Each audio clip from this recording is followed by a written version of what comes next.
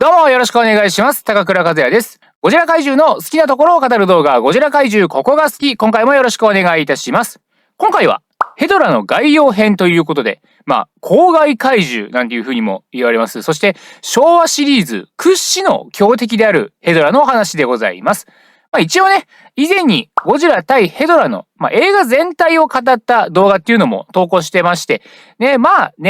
あんまりこの正統派の映画批評みたいな感じじゃないんですけれども、今回はですね、ヘドラという怪獣に絞ったお話でございます。内容としては、ヘドラの主な出演作の紹介、そして劇中での行動、さらに怪獣としての特徴というのをお話ししていきます。ということで、最後までよろしくお願いいたします。では、まずは主な出演作品についてのお話でございます。ヘドラは昭和シリーズの一作であるゴジラ対ヘドラで初登場いたしまして、そしてミレニアムシリーズ最終作のゴジラファイナルウォーズにも登場しています。その他にもですね、劇場版アニメの前日談小説だとかですね、テレビ番組ゴジラアイランドにも登場しましたし、あとテレビアニメゴジラシンギュラポイントにもね、登場が噂されてはいるんですけれども、一応この収録時点ではですね、まだ本編には、まだテレビ放送準拠での本編には出てきていないので、今回はね、触れないことにしようかなと思います。この中でね、特に初登場のゴジラ対ヘドラはですね、公害問題を描いた社会的映画ですとか、独特な演出が癖になるカルト映画などですね、様々評価を受けておりますけれども、僕はですね、この映画はホラー映画として考えていいかなというふうに思いますね。映画内の描写、例えば麻雀しているサラリーマンがね、ヘドロに飲まれて一瞬で骨になっちゃう場面とか、若者を無表情で見つめる妙に怖いおじいさんたちとかですね、直球で怖いシーンっていうのはね、いくつもあるんですけれども、それだけではなくてですね、なんとなくね、この映画、見てる側をね、不安にさせてくるというか、ゴジラ対ヘドラ、実写特撮映画なので、もちろん本編映像は全部実写映像なんですけど、そのね、実写の映像の合間に急にアニメーションが挟まったりとかするんですよね。ドゴラみたいに本編の演出の一部としてアニメーションが使われるとかではなくてですね、急にアニメーション映像が挟まるんですよね。あとさっき話したようにですね、人が骨になる場面っていうのが出てくるんですけれども、そこで急に BGM とかが一切ない無音の状態になるんですよね。音が一切ないシーンとした状態でただただ骨になった人が画面に映るっていうですね、そういう場面もあったりとかして、そういうストーリー以外の演出面でじわっと不気味な感じがあるというか、不安感を煽るような感じの演出っていうのが結構見られるんですよね。そういう意味ではね、ある意味一番不安を煽るのがゴジラが飛ぶシーンですよね。まずね、飛ぶ時の姿勢が不安になりますからね。お前それで飛べるのかと。だいぶ無茶な体勢をとってないかと。腰を言わしてしまうぞというね。そういう意味でも不安になりますし。見てる方もね、飛んでもいいのっていう。これ、見てて大丈夫なやつですかこれ合ってるやつですかっていうね。ちょっと不安を覚えるみたいなね。その映像を見てるだけで、ちょっと不安な気持ちになるという。ダークウェブの怪しい動画見てるみたいな。たまにまとめサイトとかでありますよね。ダークウェブから発掘された謎の映像みたいな。あれを見る時の不安感に少し近いものがあるなと思うんですけれども。そういうゴジラの飛ぶところはさておきまして、全体的に奇妙さというか、独特の空気感を感じる、そういう映画ですよね。それがやっぱり見る側に不気味さとか、怖さみたいなのを最初から最後まで与えるような、そういう効果を生んでいる、そういった映画だと思います。それでは、それぞれの登場作品の中でのヘドラの活躍というのを振り返っていきたいと思います。まず、ゴジラ対ヘドラでは、ヘドラは当初水中に生息していまして、海の上のタンカーを襲ったりなんかしてですね、そういった被害を出していましたね。この時期にですね、物語の登場人物である海洋生物学者の矢野っていう人もですね、海での調査中にヘドラに襲われていますね。海というか、駿河湾というか、そのあたりかと思いますけれども。この場面の描写を見るにですね、海岸からかなり近いところで襲われているので、矢野が襲われた時点でかなりヘドラは陸地に近づいていたのか、あるいは海岸沿いの方がですね、外洋よりもかなり海洋汚染がひどいので、ヘドラが誕生した場所がそもそも陸地に近かったのかもしれないですね。ゴジラ怪獣というと、割と生まれた場所というのはね、人里離れた島とかですね、あとは宇宙から来たとか、あるいは古代生物の生き残りっていうですね、人間の生活圏とはですね、時間的にも距離的にも、だいぶ距離を置いた場所にあったりとかするんですけれども、本作のヘドラっていうのはですね、身近な場所から怪獣が現れるという、そういった怖さがありますよね。もしかしたら明日にはヘドラのような怪物が海から現れるかもしれないという、そういう現実感のある恐怖が感じられるなと思います。さて、成長したヘドラは二足歩行が可能となりまして、陸上に現れます。陸上に現れた理由は、工場から出てくる煙ですね。排気というか、そういったものをですね、吸収するためなんですけれども、このシーンね、工場の煙突から出る煙を美味しそうに吸うシーンが、だいぶ印象的な場面ですよね。これ、ウィキペディアにも書いてある有名な話ですけど、このシーンですね、ヘドラのスーツアクターを務めた薩摩健八郎さん、当時の名前だと中山健吾さんですね。後にバーサスシリーズのゴジラのスーツアクターを務める方なんですけれども、この方がですね、ヘドラの着ぐるみの中に入ったまま煙を吸うシーンが撮影されたそうなんですね。で、後に語られたところによると、めちゃくちゃ苦しかったらしいですよ。いや、そりゃそうだろうという感じですけどね。本編見るとわかりますけど、だいぶもくもく煙出てますからね。あの中に人がいたらと考えると、そりゃ苦しいだろうなと思いますけれども。そんなこと見てる側はね、気づきもしないでね、なんとなく、ヘドラ美味しそうに煙吸ってるなというくらいにしか思ってないですからね。そのあたりの演技力と言いますか、根性と言いますか、昭和特有の無茶と言いますか。ね、今はちょっとできない撮影の仕方ですよね。当時の逸話として面白いなと思いますけれども。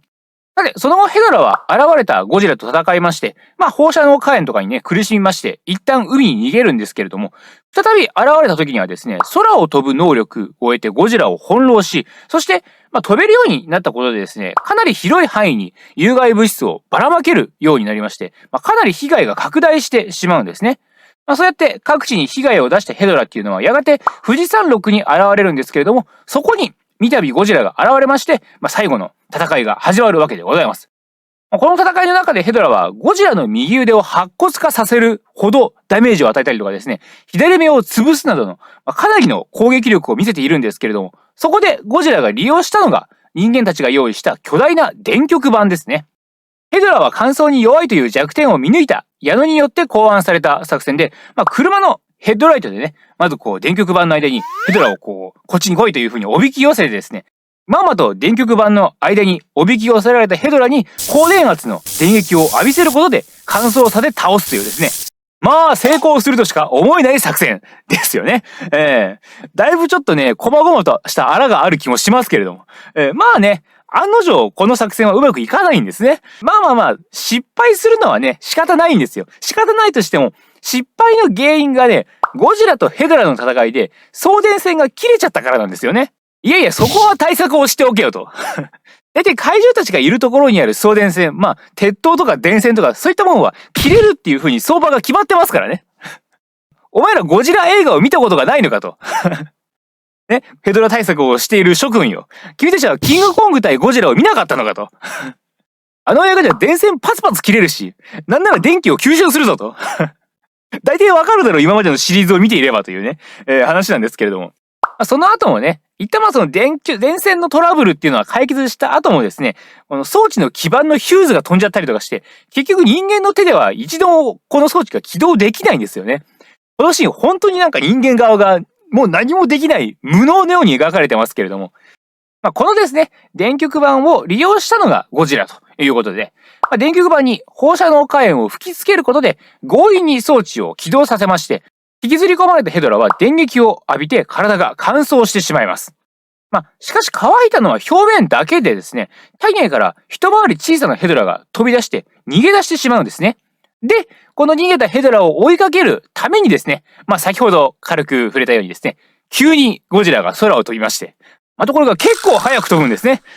空を飛んで逃げるヘドラを追い越せレベルで早く飛べるんですけれども、そんな感じで連れ戻されたヘドラはですね、再び電極板の電気を浴びまして、今度はね、乾かしムラがないように、ゴジラによっても体をほじくられ、ちぎられ、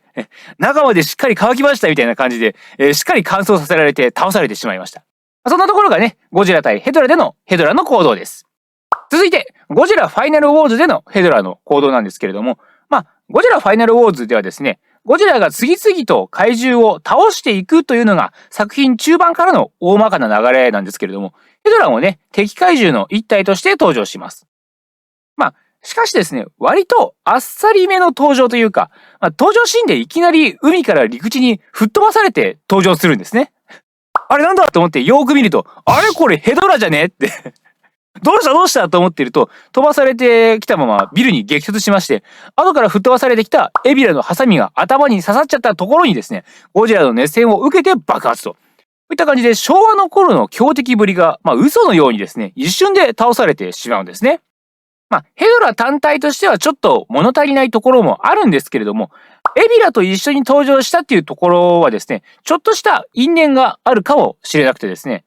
これウィキペディアのゴジラ対ヘドラの項目を見ますと、監督である坂野義道さんが語ったところとしてですね、エビのお化けやなんかと戦うんじゃなく、最もポピュラーな社会悪と戦うという形にしたいといった、記載がですね、この映画について語ったこととして書かれておりまして、この場面でこの2体が同時に出てきたっていうところにはですね、こういう逸話からインスパイアといいますか、そういったものを受けたところがあったのかもしれないというわけでございます。では、そんなヘドラの怪獣としての特徴についてなんですけれども、ヘドラはですね、地球に飛来した鉱物生命体がヘドロや公害による汚染物質を吸収して怪獣となったものとされております。先ほどお話ししたように乾燥には弱いんですけれども、完全に体が乾燥しきって死んでしまう前に水分が補給されるとオタマジャクシに似た小さな姿で生き返りまして、そこから再び成長、そして他の個体との合体を繰り返して元々の大きさまで復活するという、なかなか倒しきるのが難しい怪獣なんですね。またですね、ヘドラは成長とともに姿を変えて様々な能力を獲得していくっていう怪獣でもあります。出現当時は水中に生息してまして、陸に上がってくるっていうことはなかったんですが、成長するに従ってですね、足が生えて、さらには空を飛べるようになり、ついにはゴジラよりも大きな体になってしまいました。さらに攻撃能力として成長するにつれ、光線を発射する能力も獲得する他にもですね、体からは硫酸ミスト、霧状になった硫酸ですね。これを常に撒き散らしているためにですね、ただヘドラが通過するだけで、周囲の人間は溶けて骨になってしまう。建物は金属が錆びることで破壊されてしまうという、こういった被害を出してしまう怪獣なんですね。このように放っておくと、どんどん大きくなって、被害を拡大させていく上になかなか倒すことができないという、かなり立ちの悪いタイプの怪獣なんですね。なんていうかね、やり方がちょっと陰湿ですよね。例えばね、悪役怪獣で言えば、他にキングギドラとかもですね、強いことは強いし、人類にとっては脅威ではあるんですけれども、どこかカラッとした強さと言いますか。金銭3日で滅ぼしました引力光線撃ちますって言われると、悪役とはいえですね、かっこいいなという風になりますけど、硫酸で人溶かします。ほっとくと被害広がりますっていう風に言われると、ちょっとこいつマジじゃんって感じになってしまう。もうちょっとポップで明るい悪役みたいなそういうのが欲しいなっていう感じがしちゃうんですよね。プロレスで言うとですね、キングギドラはカリスマ性のある人気ヒールレスラーでですね、観客を沸かせる見せ方とか心得てる感じなんですけど、ヘドラはね、プロレスなのに一人だけガチで勝とうとしてくるみたいなね、他のレスラーはね、派手な技とかでね、ジャーマンスープレックスとかって観客を沸かせてるのに、ヘドラだけ本気で首絞めてきたりとかしてちょっと違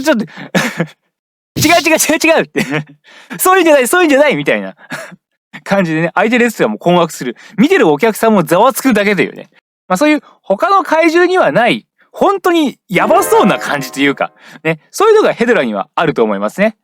そういったところがですね、唯一無二のヘドラの個性であり、根強いファンがいる秘訣なのかもしれません。